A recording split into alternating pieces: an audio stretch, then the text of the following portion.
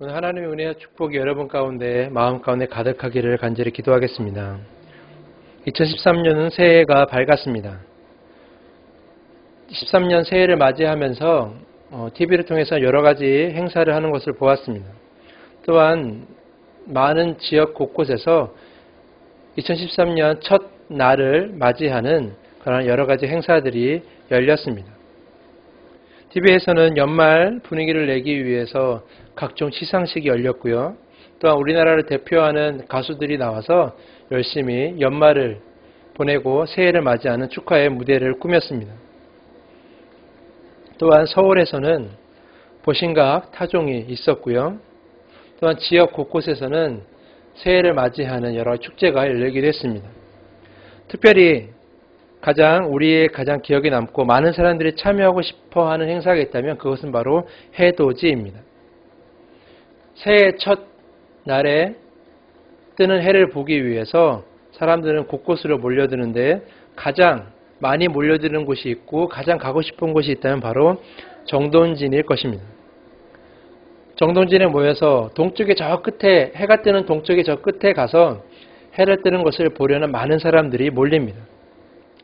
그 새벽부터, 그 추운 새벽부터 기다리며, 해가 뜨기를 기다리며 첫 해를 보기 위해 간절히 기다리는 수많은 사람들이 그곳에 모여 있습니다.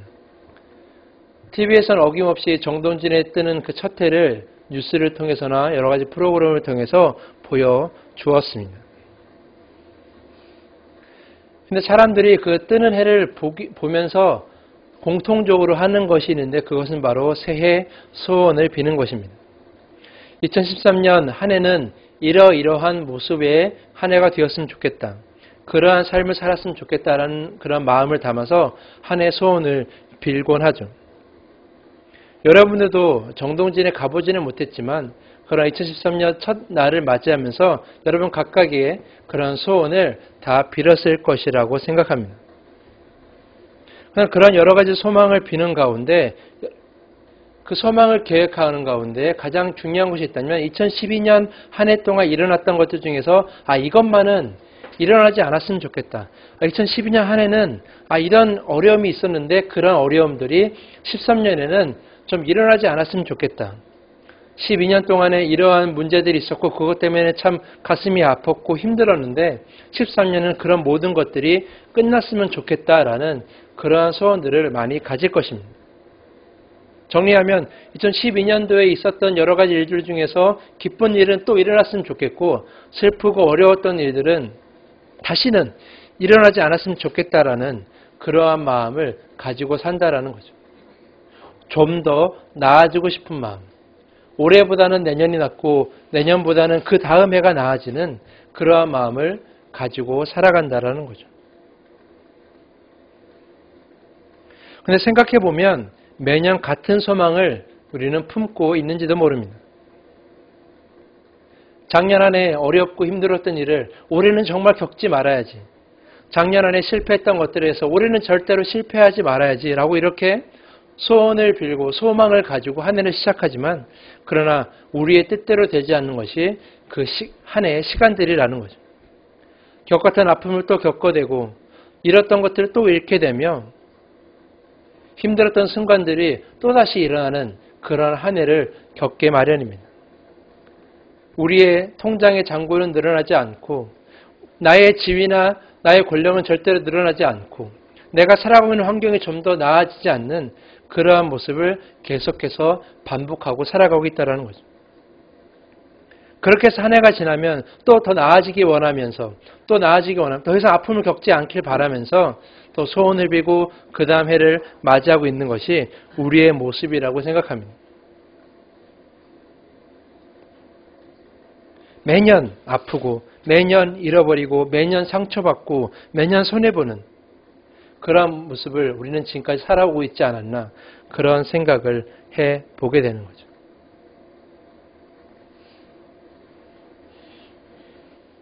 제가 이렇게 말씀을 드리는 이유가 무엇이냐면 이러한 우리 인생의 모습에 대해서 오늘 읽은 전도서의 기자도 그러한 삶의 모습에 대해서 이미 깨닫고 있었다라는 거죠.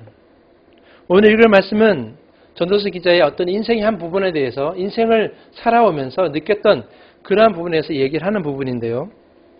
오늘 읽을 말씀 전도서 3장 1절부터 12절 말씀 가운데 그 앞부분에 대해서 제가 세번역 성경으로 다시 한번 읽어드리려고 합니다. 세번역 성경을 읽으면 굉장히 더 우리에게 가슴이 와닿는데요. 제가 한번 읽어드리겠습니다. 세번역은 이렇게 번역하고 있습니다. 모든 일에는 다 때가 있다. 세상에서 일어나는 일마다 알맞은 때가 있다. 태어날 때가 있고 죽을 때가 있다. 심을 때가 있고 뽑을 때가 있다. 죽일 때가 있고 살릴 때가 있다. 허물 때가 있고 세울 때가 있다. 울 때가 있고 웃을 때가 있다. 통곡할 때가 있고 기뻐 춤출 때가 있다. 돌을 흩어버릴 때가 있고 모아들일 때가 있다. 껴안을 때가 있고 껴안은 것을 삼가할 때가 있다. 찾아 나설 때가 있고 포기할 때가 있고 간직해야 할 때가 있고 버릴 때가 있다. 찢을 때가 있고 꿰맬 때가 있다.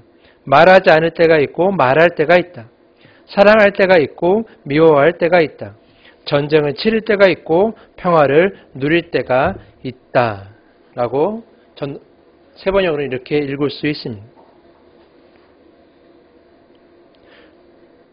그러고 나서 이렇게 얘기를 합니다. 사람이 애쓴다고 해서 이런 일에 무엇을 더 보탤 수 있겠는가? 이제 보니 이 모든 것은 하나님이 사람에게 수고하라고 지으신 짐이다. 하나님이 모든 것이 제때에 알맞게 일어나도록 만드셨다.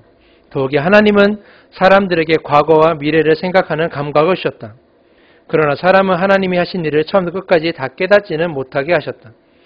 이제 나는 깨닫는다. 기쁘게 사는 것, 살면서 좋은 일을 하는 것, 사람에게 이보다 더 좋은 것이 무엇이랴? 라고 이렇게 세번역에서는 번역하고 있습니다. 오늘 읽을 이 말씀, 전도서 3장 1절에서 12절까지 말씀 가운데 우리의 가슴을 치는 그런 말씀인데 그것은 바로 9절 말씀입니다. 9절 말씀이 이렇게 기록하고 있습니다. 사람이 애쓴다고 해서 이런 일에 무엇을 더 보탤 수 있겠는가라는 거죠. 무엇을 더 보탤 수 있겠는가? 이 말이 저는 굉장히 가슴이 와닿다라는 거죠. 아까 읽으신 2절 1절부터 8절까지 말씀 여러 가지 때가 있는데 좋을 때가 있고 나쁠 때가 있고 울 때가 있고 슬플 때가 있고 가질 때가 있고 버릴 때가 있고 이러한 모든 때가 있는데 이러한 인생에서 우리가 보탤 수 있는 것은 아무것도 없다라고 전도서의 기자는 우리한테 얘기하고 있다는 겁니다. 이것이 굉장히 우리에게 중요한 의미를 부여한다고 할 수 있습니다. 모든 사람들에게 이러한 때가 있다라는 거죠. 모든 사람들은 이러한 때에 있어서 가감할 수 없다라는 것을 이야기합니다. 쉽게 얘기하면 여러분 모두, 저뿐만 아니라 여러분 모두에게 이러한 모든 때들이 다 있다라는 거죠. 부자나 가난한 사람이나 높은 위치에 있는 사람이나 낮은 위치에 있는 사람이나 권력이 많은 자나 권력이 없는 자나 그 누구에게나 상관없이 다 이 모든 때가 동일하게 적용된다는 거죠. 사람은 아무리 애쓴다고 해서 이런 모든 때를 버리거나 가감할 수 없다라는 거죠. 전도서 기자는 이렇게 얘기합니다. 보탤 수 없다라고 말이죠.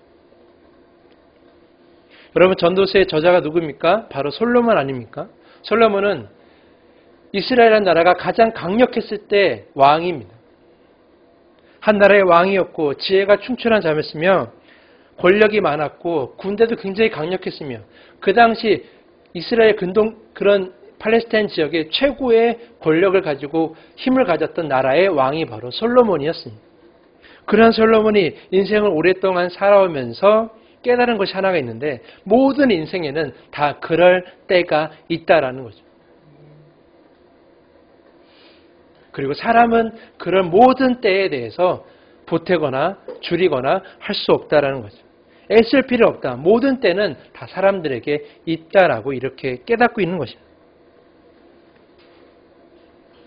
여러분 모두에게 다 그럴 때가 있다라는 거예요. 오늘 전도서의 기자는 우리에게 그렇게 깨달음을 주고 있습니다. 그런데 우리의 모습은 우리의 소망은 어떻습니까? 늘 우리는 좋은 때만을 원하고 살아가고 있습니다. 한쪽의 모습만 원하며 살아가고 있는 거죠. 버리기는 싫고 늘 갖기만을 원하며 또한 심기는 하지만 뽑기는 싫어하고 늘 울기는 싫어하며 웃기만을 원하는 그런 때만을 원하고 있는 건 아니지. 사랑을 주기는 싫지만 사랑을 받고만 싶은 그런 때만을 원한다라는 거죠. 간직하고 싶은 건 많지만 버리기는 싫은 그런 우리의 소원을 가지고 살아가고 있지 않느냐는 거죠. 여러분도 아마 2013년 첫 날을 시작하면 여러분이 같은 소망을 품었을 것입니다. 늘 기쁘고 늘 웃고 늘 가지기를 원하며 늘 언제나 소유하길 원하며 내 것이 맨날 늘어나길 원하는 그러한 모습으로 살아가길 원한다. 라고 이런 소망을 가졌을지 모릅니다. 그러나 그런 여러분들에게 전도서의 기자는 얘기합니다. 그럴 때만 있는 것이 아니라 그 반대의 때도 있을 것이다 라는 거죠.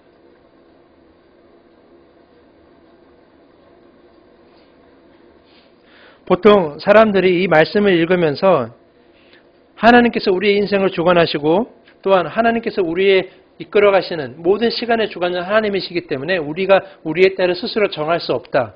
모든 것이 다 하나님의 계획대로 맞춰져 있다라고 이렇게 해석하며 설교하기도 합니다. 물론 그것이 틀린 것은 아니지만 저는 이 말씀에서 더 깊이 생각해 본다면 우리 인생의 그러한 모습들, 아프거나 혹은 건강하거나 잃어버리거나 가지거나 울거나 웃거나 통곡하거나 춤추거나 이러한 모든 모습들이 다 우리 안에 자연스럽게 존재할 수밖에 없는 그러한 모습이다라는 것을 깨달아야 되는 것이 더 중요하다라고 우리에게 말해주는 그런 말씀이라고 저는 생각합니다.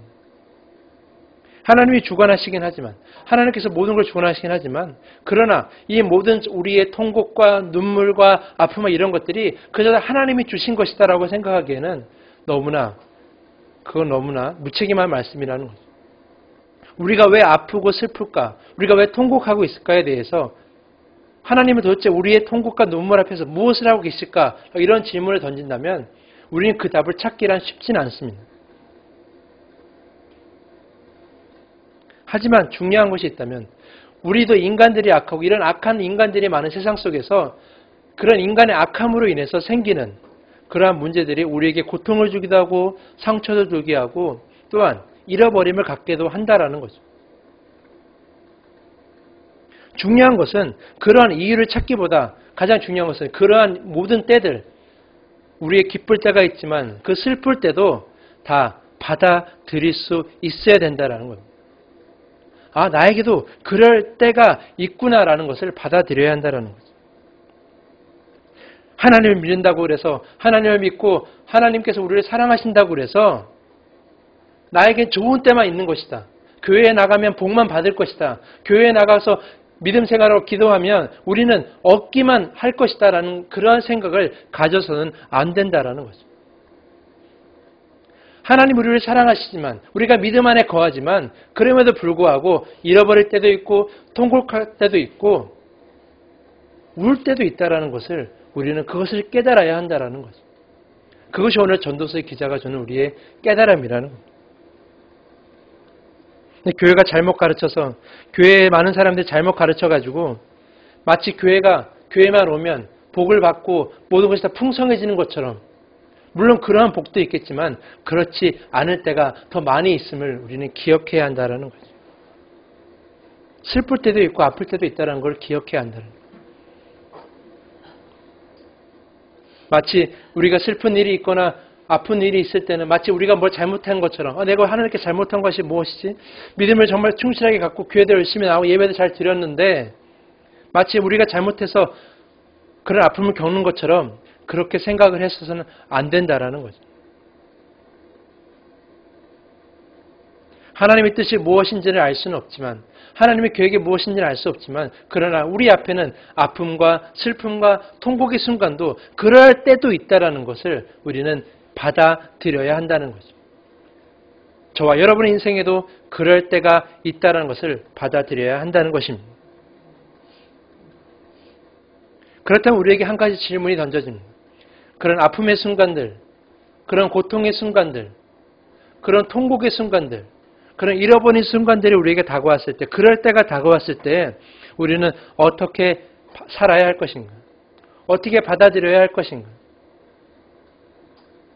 좋은 때만 있으면 다행이지만 물론 좋은 일에 맺으면 늘 기쁘게 살아가면 다행이지만 그렇지 않을 때가 있다면 우리는 어떻게 살아가야 할 것인가는, 고통의 순간 앞에서, 고통의 때 앞에서 우리는 어떻게 해야 하나라는 거죠.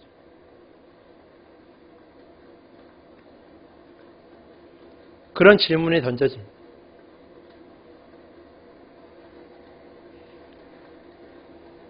저에게 지금 이제 6개월에 접어드는 딸 아이 하나가 있지만 그 딸을, 그 이쁜 딸을 지금 바라만 보기만 해도 정말 웃음이 넘치는 그러한 딸 아이를 얻기 전에는 저에게도 슬픔과 고통의 순간이 있었습니다. 지금 딸 아이를 낳기 전에, 그 딸 아이를 임신하기 전에 사실 저에게 다른 또 하나의 아이가 있었는데 유산을 한 경험이 있었습니다. 유산을 경험했을 때 병원에 찾아갔을 때 아기집이 생겼는데 그 아기가 심장이 뛰지 않는다는 소식을 들었을 때, 그 의사의 말을 들었을 때 저와 제 아내는 너무나 가슴이 멍해져 왔습니다. 어떻게 나에게 이러한 순간이 다가올 것인가? 어떻게 우리 가족이 이런 일이 생기는가? 너무나 놀랍고 너무나 슬픈 순간이었습니다. 저와 제 아내는 그 유산의 소식을 듣고 집에 와서 펑펑 울었습니다. 어떻게 우리에게 주신 그 생명이 이렇게 사라져야만 되는,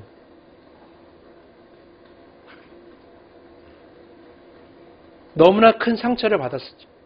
그래서 지금 딸 아이를 다시 임신했을 때도 그 딸 아이가, 이 아이가 뱃속에서 어떻게 되지는 않을까 그렇게 늘 염려하며 조마조마하며 살았던 것이 저의 모습이었습니다.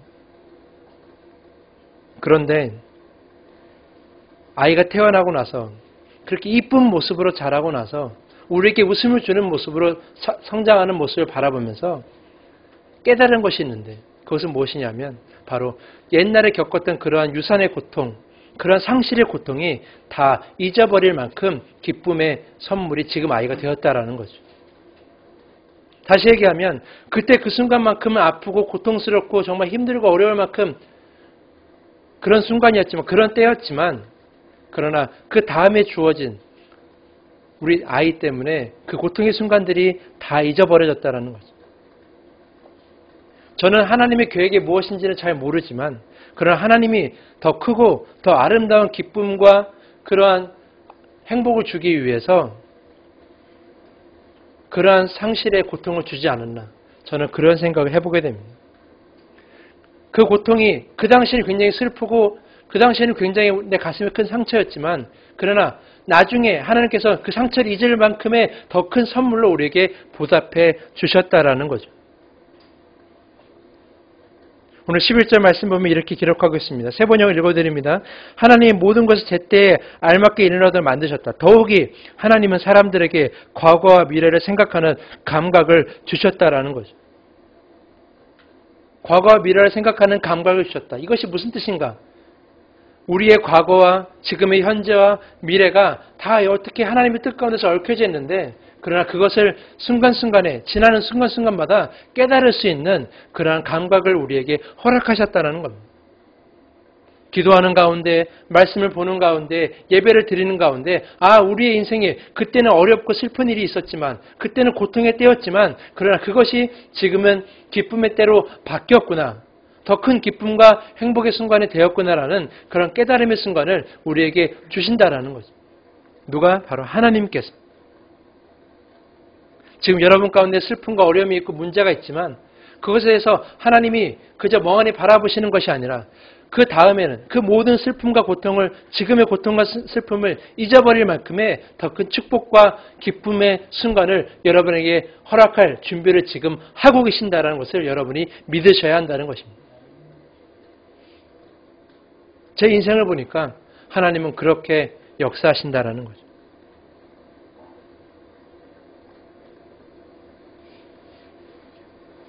하지만 이렇게 제가 말씀드린다고 해서 여러분이 그 고통 가운데에서 그 고통을 그저 다 받아들이기는 쉽지 않을 것입니다. 제가 생각지도 못할 그런 고통과 어려움이 여러분에게 있을지도 모릅니다. 그래서 오늘 11절 말씀 후반부에 이렇게 전도서 기자는 얘기합니다. 그러나 사람은 하나님이 하신 일을 처음부터 끝까지 다 깨닫지는 못하게 하셨다라는 거죠. 우리가 아무리 그런 감각이 있고 깨달음을 준다고 할지라도 하나님이 계획하신 그 모든 일을 100% 다 이해할 수는 없다라는 거죠. 우리는 연약하고 부족한 자기 때문입니다. 그렇기 때문에 그 모든 고통의 순간이나 모든 아픔의 순간에서도 우리는 다 그렇게 그저 그럴 때가 왔구나 받아들이기란 쉽지 않다라는 거죠. 그렇다면 그런 상황 속에서 우리는 어떻게 견딜 수 있을 것인가는, 하나님을 원망하거나 하나님이 만든 이 세상이 정말 원망스러울 때가 다가올 때 우리는 어떻게 해야 할 것인가, 어떻게 견뎌야 할 것인가.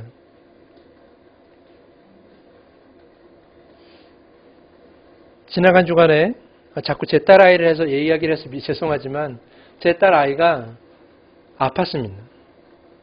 피부에 뭐가 나기 시작했는데 저는 처음엔 별거 아니라 생각했는데 병원에 데리고 가서 의사 선생님께 여쭤보니까 수두라는 병을 앓고 있다라고 이야기하는 거예요.